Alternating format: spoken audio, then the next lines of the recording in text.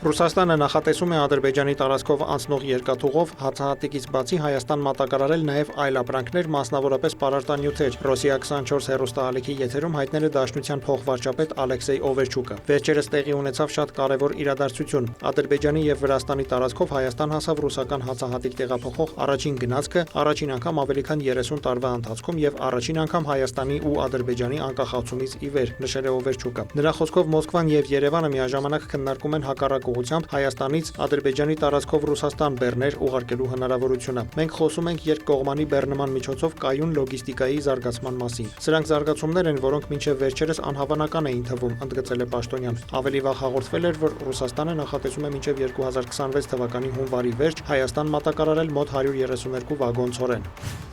Մոսկվայի եւ Կիևի միջև խաղաղության հաստատման ծրագիրը, որն Ուկրաինան, Միացյալ Նահանգները եւ Ռուսաստանը քննարկում են, պարունակում է 20 կետ։ Այդ մասին հայտարարել է Ուկրաինայի նախագահ Վոլոդիմիր Զելենսկին։ Ըստ նրա 20 կետանոց փաստաթղթով նախատեսվում է Ուկրաինայի ինքնիշխանության ճանաչում, Ռուսաստանի եւ Ուկրաինայի միջև չհարձակման մասին պայմանագրի կնքում, երկրի վերականգնման ապահովում, գերիների փոխանակում բոլորի դիմաց սկզբունքով։ Նախագծով ուկրաինական բանակի թվականակը խաղաղ ժամանակ կկազմի 800,000։ Մեկ այլ կետով ԱՄՆ-ն, ՆԱՏՕ-ն եւ Եվրոպան Ուկրաինային տրամադրեն անվտանգության երաշխիքներ։ Եթե Ռուսաստանը նորից ներխուժի Ուկրաինա, կլինի ռազմական պատասխան եւ պատժամիջոցների վերականգնում։ Ըստ Զելենսկու տարաձայնությունները պահպանվում են տարածքների հարցով։ Ուկրաինան պահանջում է, որ Ռուսաստանը դուրս գա Դնեպրոպետրովսկի, Նիկոլաևի, Սումիի եւ Խարկովի շրջաններից, իսկ Դոնեցկի, Լուգանսկի, Զապորոժիեի եւ Խերսոնի մարզերում ռուսական ուժերը կմնան այնտեղ, որտեղ կանգնած են։ Պաշտոնական Մոսկվան իր հերթին պահանջում է ուկրաինական ուժերի դուրսբերումը Դոնեցկի մարզից։ ԱՄՆ-ն առաջարկում է փոխզիջում ազատ տնտեսական գոտու տեսքով։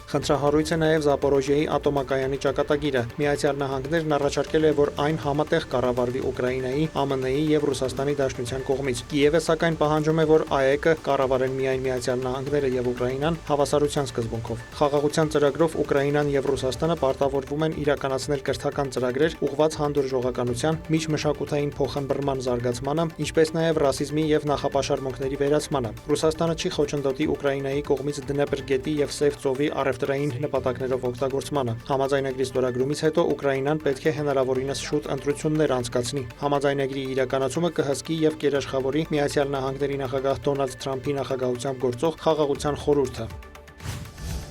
Անկարայում հայտնաբերվել են նախօրեին ռադարներից անհետացած Falcon 50 կործանված ինքնաթիռի մնացորդները։ Լիբիայի վարչապետ Աբդուլ Համիդ Դիբեյբին հայտարարել է, որ երկրի զինված ուժերի գլխավոր շտաբի պետ գեներալ Մոհամեդ Հադադը եւ նրան ուղեկցող անձինք զոհվել են։ Ըստ Անադոլու գործակալության հետաքննություն է սկսվել ինքնաթիռի վթարի հանգամանքները պարզելու համար։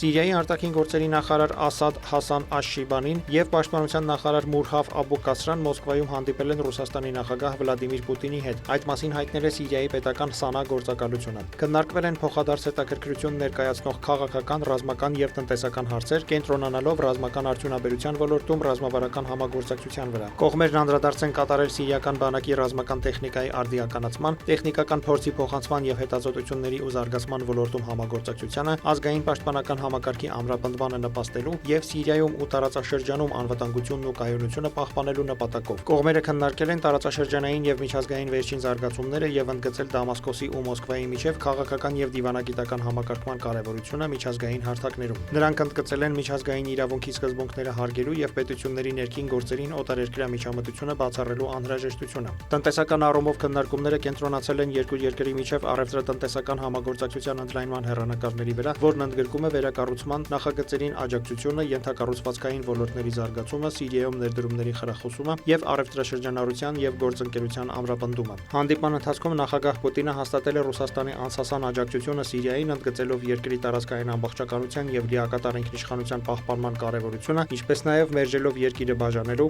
կամ նրա անկախ ազգային որոշումների կայացման գործընթացը խաթարելուն ուղղված ցանկացած նախագիծ։ Նա նաեւ վերահաստատել է Մոսկվայի դիրքորոշումը դատապարտելով Իսրայելի կողմից Սիրիայի տարածքի կրկնվող խախտումները, դրանք որակելով տարածաշրջանի կայունությանն ու անվտանգությանն ուղղված ուղիղ սպառնալիք։ Գերմանիայի դատարանը Բունդեսթագի նախկին падգամավորին կալանավորելու թույլտվություն է տվել։ Աքսել Ֆիշերը կասկածվում է կաշառքի դիմաց Ադրբեջանի շահերը պաշտպանելու համար։ Դրանից հետո նրան տեղափոխել են քննչական մեկուսարան, տեղեկացրել է Deutsche Welle-ն։ Նախկին падգամավորը բազմիցս բաց է թողել դատական նիստերը, իսկ մինչ այդ այցելել է կլինիկա։ Սակայն դատարանի նշանակած փորձագետները պարզել են, որ Ֆիշերը կարող էր մասնակցել առնվազն 2 բաց թողած նիստի, ի վերջո նա կալանավորվել է Բադ Ցեկինգենի հիվանդանոցներից մեկում։ Ֆիշերի փաստաբանները բողոք են ներկայացրել։ Դեկտեմբերի 22-ի դատական նիստի ժամանակ падգամավորը չի ընդունել ներկայացված մեղադրանքները։ Հիմնական մեղադրանքներից մեկի ժամկետը լրանալու է հունվարին, սակայն իրավապահ մարմինների աշխատակիցները վստահ են, որ դատարանը ժամանակին որոշում կկայացնի։ Աքսել Ֆիշերը 1998-ից 2021 թվականներին Բունդեսթագի անդամ է եղել Քրիստոնեա-դեմոկրատական միություն կուսակցությունից, 2010 թվականից նաև Եվրոպայի խորհրդի խորհրդարանական վեհաժողովի անդամ։ 2018 թվականին պարզվել է, որ ԵԽԽՎ որոշ անդամներ կաշառք են ստացել ադրբեջանական իշխանություններից Եվրոպայում Բաքվի շահերը պաշտպանելու եւ առաջ մղելու համար։ Ըստ հետաքննության Ֆիշերը փողի համար քվեարկել է հօգուտ Ադրբեջանի, արել է ադրբեջանամետ հայտարարություններ եւ գաղտնի փաստաթղթեր է փոխանցել։ Այդ տվյալների համաձայն Բունդեսթագի նախկին падգամավորը 2011-ից 14 թվականներին Բաքվից ստացել է 58,000 եվրո, իսկ 2015-16 թվականներին եւս 26,300-ը։ Դավիթ Մուրադյան, լուրեր։